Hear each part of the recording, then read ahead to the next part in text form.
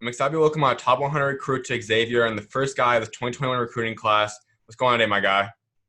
How you doing? For sure, man. Well, let's just get into this. You're committed to Xavier, the first guy. You have a new team that's going to join you and Elijah as well, but let's just discuss your commitment. You're there, you're Xavier. Why did you choose there? Mainly the thing that separated them from all my other colleges and decisions were the relationship I had with the coaches was with them. I could really talk to them about anything. Just great guys. All the coaches were great guys. Don't get me wrong. They're just that. Just the connection I have with them is way different. And let's discuss Coach Steele. He's a coach that is well known as being one of, if not the best up and coming young coach. And that's the thing. He's young. He kind of relates with you guys. What's it like having a coach that you can kind of talk to as almost as a friend to a degree?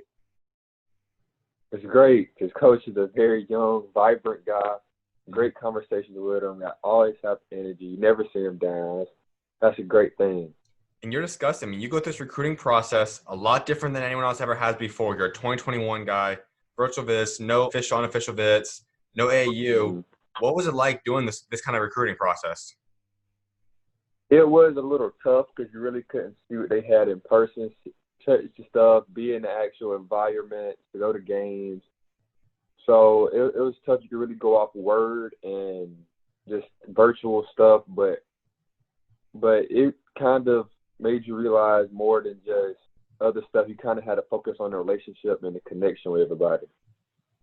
Absolutely. And you're a guy that you weren't always in this position. You weren't always a top 100 recruit, nationally ranked guy. You weren't always a guy that was always high majors. It's really turned up for you in the past Mhm. year. How have you adjusted this? What's it been like just getting all the attention you've got in the past year? It's been the same for me. Mm-hmm. In my hometown, nothing really changed. It's really been the same. I don't. Yes, expectations change. Things people see you to do and to do in the future has changed, of course. But feeling wise, it's been easy to cope with. I wouldn't say easy, but it's been bearable to cope with. It really wasn't a drastic change. I think for a lot of guys, you guys obviously have a lot of confidence. You guys know what you guys are level to, just kind of depending on when people start noticing it. But for you Hmm. personally, when did you think you kind of knew that you would be a high major player, that you truly are one of the best guys in 2021? I would say halfway during my junior season. Mm-hmm. My freshman season, I had no confidence. My sophomore season, I got there a little bit. But over the summer, coming to my junior year, and then my junior year season, trying to build into that leader role after one of our good players left, it kind of made me mature up and get more confidence. I had to, so put me in a different role. So I guess halfway through my junior season, I realized like I can actually do something here. I think in every class, there's countless amount of guys that are talented, have high major, have NBA pro potential. I think the biggest Mm-hmm. thing is kind of finding that confidence, learning that, and truly trusting that you know what you can do on a game. How were you able to develop that? When did it kind of start clicking and you realize you can do this and you kind of had that confidence? What did it take to get that? It took that leadership role of filling a spot where you had to be that. I wouldn't say that guy on the team, but let's say that guy that everybody game planned against, that guy everybody always was worried about first. And I was pretty much saying like I had to do a lot of stuff for us to win. So that kind of matured me and made me more responsible to, yeah, if I have to get rebounds to win and not score, I have to get rebounds. So it kind of just built my confidence of what I always need to do to win and to develop. So that kind of really just helped me grow into my confidence and just grow into me as a basketball player. And you were a guy. You look at some of the game stats you had this past year. You're getting 20 some games. You have 30-point Mhm. games, 20 rebounds plus rebounds. You overall average 16, 13 rebounds, a few blocks a game. Mhm. What kind of was that year like, and how do you kind of grow on that? What do you think you're capable of averaging next season? I would think that I'm capable of averaging 20 and 10. I feel like I can do that. I'm confident in doing that. Um, but stuff might vary. I might have 20 rebounds and 10 points. So it's good enough for me is just as long as I have 10 plus rebounds I'm fine with my stat. I mean, rebound is my thing. Obviously, I'm the tallest guy on the floor, so it makes it a little easier. But rebound is my thing in all levels. So that's really what makes me decide if I have a good game or not. That's a big thing 'cause I think a lot of guys, especially top-ranked recruits, have the mindset of they want to become the next NBA superstar. They want to be the go-to scorer, which obviously some of them will become that. But having those role guys, guys that excel at a certain roles, will get you to the next level, and especially the NBA level. When did you start realizing that that's kind of your role and that's what you wanted to perfect? Start realizing that my sophomore year when I was playing with Trey Hannibal. He was the dominant scorer on the team, made most of the shots, took all the shots. So I kind of learned from my sophomore and freshman year, I kind of learned just to be there to get the rebound. So I kind of learned and developed from there how to play in the post, how to move around, how to rebound, how to get around guys for a rebound. So I kind of just got better at it that way.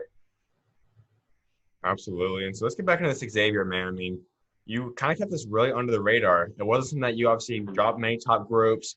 You really kept it kind of quiet. Why did you choose to take that approach and kind of keep it low key? Mainly because I didn't want to be one of them guys that put out a top 5 or top 3. There's nothing wrong with that, but I didn't want to do that. You know, I just want to put out a commitment date. So that's what I did. I put out a commitment date, and I called all my – so I had a top 5, but so I called all my colleges that I were in contact with the most, you know, and really just told them thank you for everything. Pretty much gave them that courtesy, that respect of telling them thank you and really appreciate all their time. And I made my decision. I kind of really didn't want it out there, but want it out there. And we know Xavier, we'll get back into that in a minute, but you discussed your top 5. I mean, what were some of the schools that were heavily interested in you that really were with you up until the end? Clemson for sure. Clemson, it was Florida State. Kansas was there for a while. And I think that was them right there. Gotcha. And so when you talk about those schools, what stuck out about those other 4 programs? Why'd you really like them?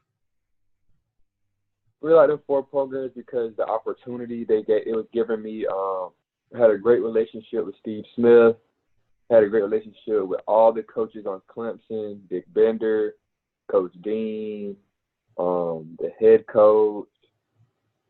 So it was just, and then for those, it was just like, it's a hard decision. It's a tough decision, but got to choose one. Absolutely. And so let's get back into the Xavier stuff. I mean, we discussed Coach Steele, but as I said, he's a young coach. He's going to help develop you. And he's going to be obviously do big-time things, but you guys are in the Big East, one of the best conferences in the country. How excited are you to be a part of that? I'm very excited. I heard it's one of the toughest. It has some of the best competition. Well, the best competition in my opinion. Yes, ACC packs a lot, but I feel like Big East holds a lot also. But it's just great to be a part of that. And like all the other greats that have played in the Big East, or just being with them and hopefully getting to that next level through the Big East. As I mentioned earlier, you have a new commitment that just came out there a week ago, Elijah Tucker, another big-time guy. Do you have a relationship with him? Did you know him prior to him committing, or how's this relationship kind of starting? I played against him actually a week and a half or 2 weeks before he committed. I knew about him before he committed. I never knew his name. I played against him before he committed. I knew about him. So it's great to have him. He's a very skilled player. So I love to play with him. So now you guys kind of been a week or so. Have you guys started texting or talking a little bit now? I texted him and said, thank you. Thank you for coming to Xavier. We appreciate you, man. Thank you for everything. Congratulations. Like that. So I hadn't talked to him since then, but I really just texted him and congratulated him, though. Absolutely. And so when you look at this 2021 class, 2 guys are now locked in. Is there anyone else you guys are kind of hearing that you're trying to recruit or you'd like to possibly bring with you now to Xavier?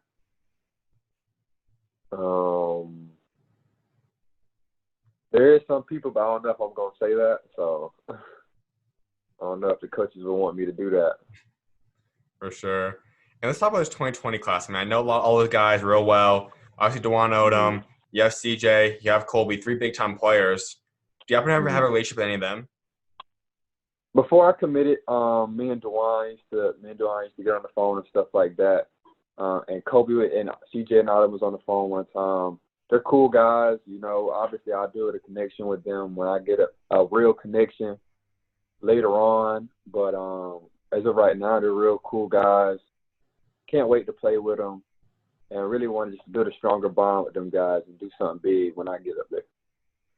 Absolutely. And you decided to take the big step. I mean, the first guy to commit to a class, that's not something a lot of guys like doing. I mean, that's kind of taking a little bit of kind of unsecure thing. I mean, you want to be the first guy. You don't know who's going to join you. What went into that? Why did you want to be kind of the face of the class and the first guy to go? When I was going through the process, I really wasn't worrying about that. I really didn't pay any attention to it.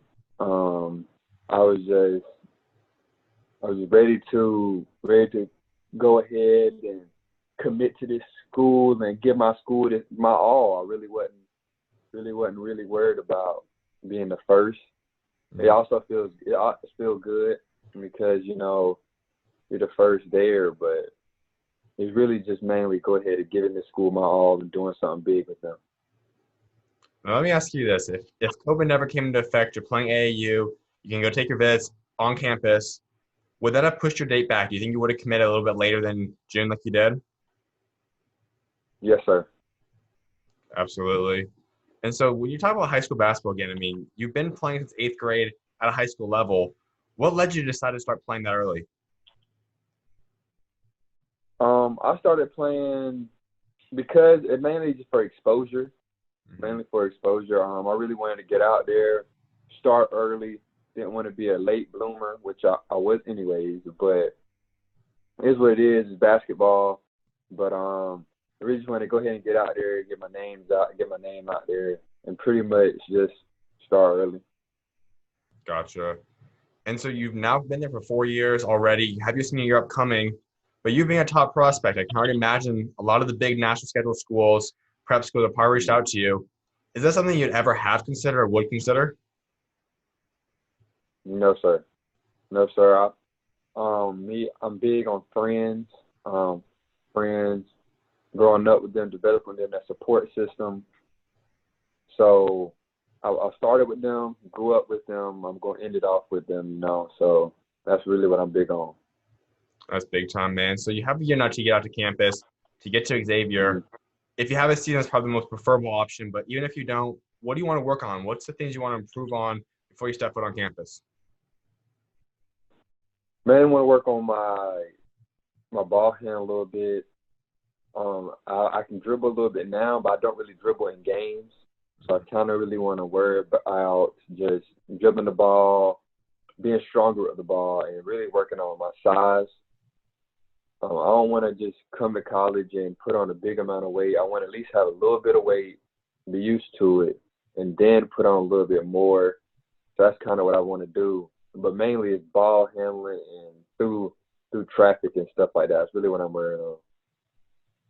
Gotcha. And AU-wise, you are running with Upward Stars.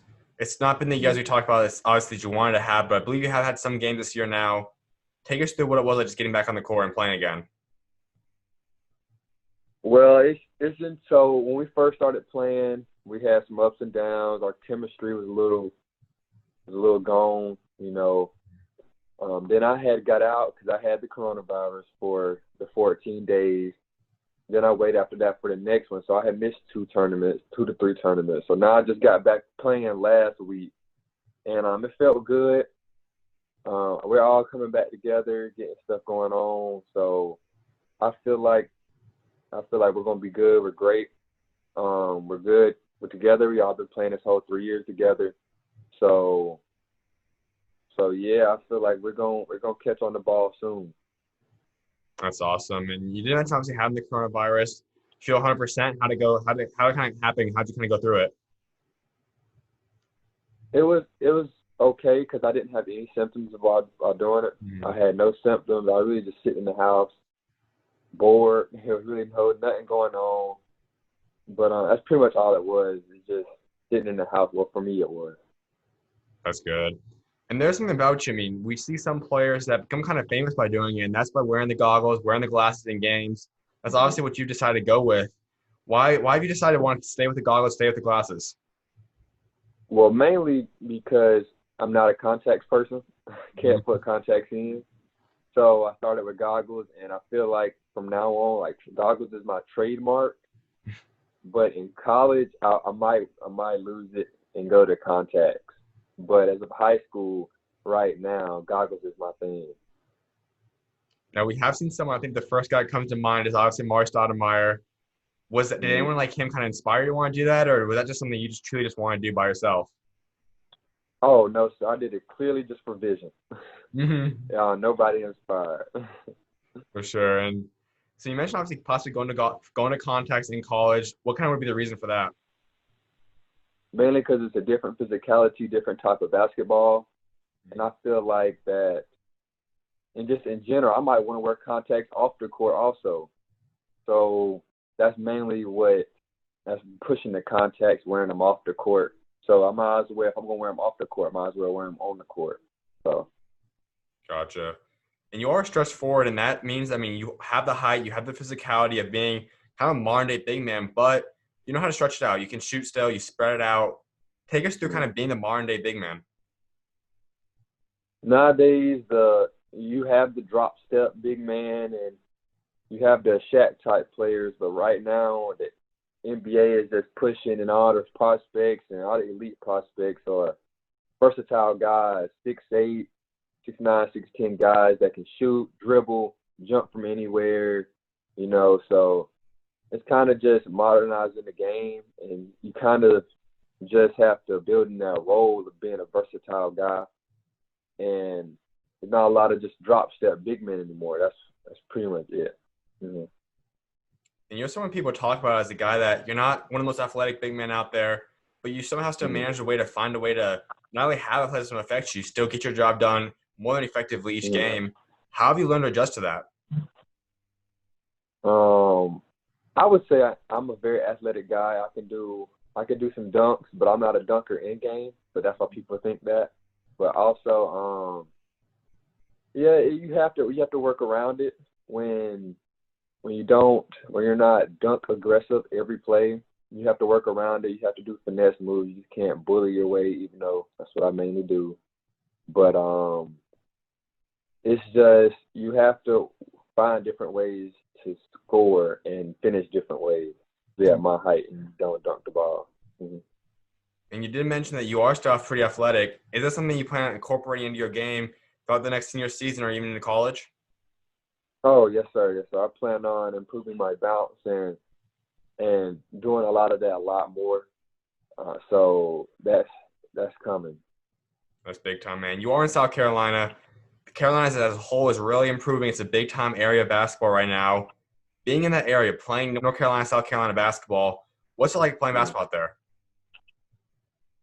It's very competitive. So it's very competitive. Obviously, nobody likes to lose, but you mainly got a lot of stuff going on. So it's a lot more that people get mad about different stuff and they just put out on the court. It ends up being very heated situations. So I feel like every time I done played somebody from North Carolina or pretty much that rivalry, it's always been like a heated matchup for me.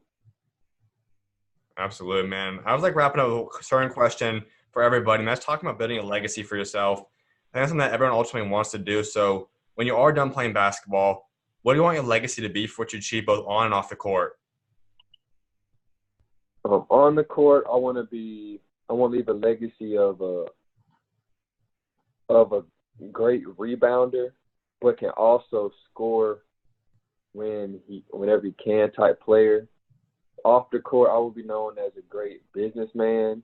My role model in business is Shaq, but so I kind of want to be known as a great businessman as Shaq and LeBron and all the greats of their investments and things they're doing.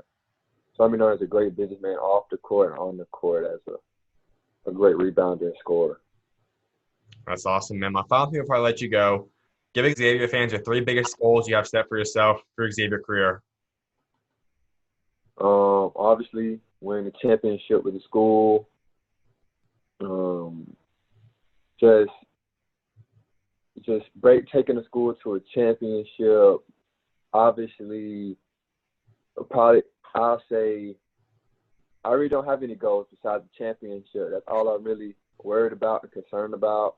Get to that March Madness and doing our thing. So that's really the only thing I'm focused in on about in college. Absolutely, man. Well, I definitely look forward to seeing what you get done, man. And thanks for coming on again, bro. Of All right, thank you. course, man. You're always welcome on, man. God bless. All right, you too.